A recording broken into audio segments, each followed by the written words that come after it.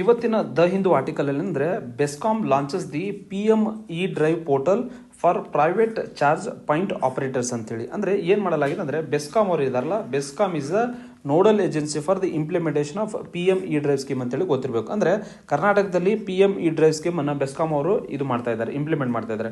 So ಅದರ ಭಾಗವಾಗಿ ಅಂದರೆ ಪ್ರೈವೇಟ್ ಚಾರ್ಜಿಂಗ್ ಸ್ಟೇಷನ್ ಸ್ಥಾಪನೆ ಮಾಡೋಕ್ಕೆ ಒಂದೇನಂದರೆ ಅಪ್ಲಿಕೇಶನ್ ಅಥವಾ ಏನಂದರೆ ಇಂಟ್ರೆಸ್ಟ್ ಎಕ್ಸ್ಪ್ರೆಷನ್ ಆಫ್ ಇಂಟ್ರೆಸ್ಟ್ ಅಂತೇಳಿ ಬೆಸ್ಕಾಂ ಅವರು ಇಂಟ್ರೊಡ್ಯೂಸ್ ಮಾಡಿದ್ದಾರೆ ಫ್ರೆಂಡ್ಸ್.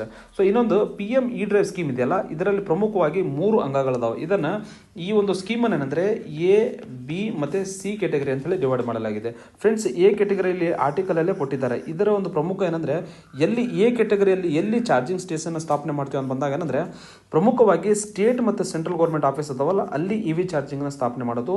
ಅದಲ್ಲದೆ ನೆಕ್ಸ್ಟ್ ಬಂದಾಗ ಏನಂದರೆ ನೆಕ್ಸ್ಟ್ ಗೌರ್ಮೆಂಟ್ ಹಾಸ್ಪಿಟಲ್ ಆಗಿರ್ಬೋದು ಮತ್ತು ಗೌರ್ಮೆಂಟ್ ರೆಸಿಡೆನ್ಷಿಯಲ್ ಕಾಂಪ್ಲೆಕ್ಸಸ್ ಅದಾವಲ್ಲ, ಅಲ್ಲಿ ಏನಂದರೆ A category of charging station ನಾವು ಸ್ಥಾಪನೆ ಮಾಡ್ತೀವಿ.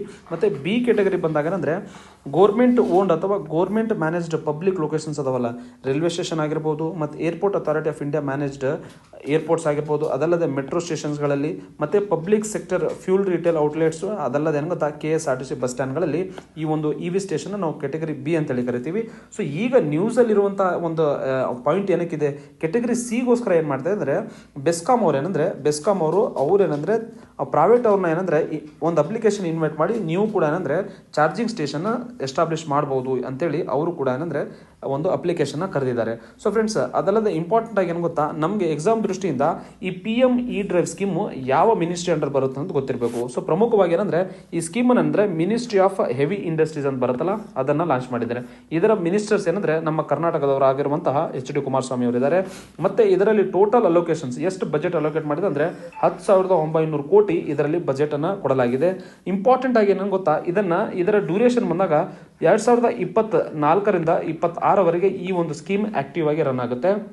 ಸೊ ಇದರ ಮುಖ್ಯ ಉದ್ದೇಶ ಏನಂದರೆ 2 ವೀಲರ್ಸ್ ವೆಹಿಕಲ್ ಆಗಿರ್ಬೋದು, 3 ವೀಲರ್ಸ್ ಆಗಿರ್ಬೋದು ಮತ್ತು ಬಸ್ಸಸ್ಗಳದಾವಲ್ಲ, ಬಸ್ಗಳಿಗೆ ಏನಂದರೆ ಅವರಿಗೆ ಚಾರ್ಜಿಂಗ್ ಸ್ಟೇಷನ್ ಸ್ಥಾಪನೆ ಮಾಡುವ ಒಂದು ಉದ್ದೇಶವನ್ನು ಹೊಂದಲಾಗಿದೆ ಫ್ರೆಂಡ್ಸ್. ಅದಲ್ಲದೆ ಏನು ಗೊತ್ತಾ, ಇಂಪಾರ್ಟೆಂಟ್ ಆಗಿ ಏನಂದರೆ ಕರ್ನಾಟಕದಲ್ಲಿ ಬಂದಾಗ PM E-ಡ್ರೈವ್ ಸ್ಕೀಮ್ನ ಒಂದು ನೋಡಲ್ ಏಜೆನ್ಸಿಯಾಗಿ ಬೆಸ್ಕಾಂ ಅವರು ವರ್ಕ್ ಮಾಡ್ತಾ ಇದ್ದಾರೆ ಅಂತೇಳಿ ನಮಗೆ ಗೊತ್ತಿರಬೇಕು. ಬೆಸ್ಕಾಂ ಇದೆಯಲ್ಲ, ಅವ್ರು ಏನಂದರೆ ಇಲ್ಲಿ ನೋಡಲ್ ಏಜೆನ್ಸಿ ಇದೆ.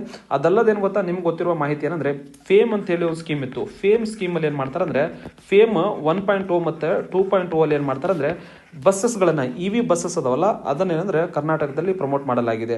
ಸೊ ಹಾಗಾಗಿ ಏನಂದರೆ ಒಂದು ಸ್ಕೀಮ್ ಬಂತಂದರೆ ಅದರ ಒಂದು ಇಂಪಾರ್ಟೆಂಟ್ ಆಗಿ ಏನಂದರೆ ಯಾವ ಮಿನಿಸ್ಟ್ರಿ ಅದನ್ನು ಲಾಂಚ್ ಮಾಡಲಾಗಿದೆ, ಅದರಲ್ಲಿ ಎಷ್ಟು ವರ್ಷ ಡ್ಯೂರೇಷನ್ ಇದೆ ಮತ್ತು ಯಾವ ಒಂದು ಅಬ್ಜೆಕ್ಟಿವ್ ಅನ್ನು ಅದು ಹೊಂದಲಾಗಿದೆ ಅಂತೇಳಿ ನಮಗೆ ಗೊತ್ತಿರಬೇಕು.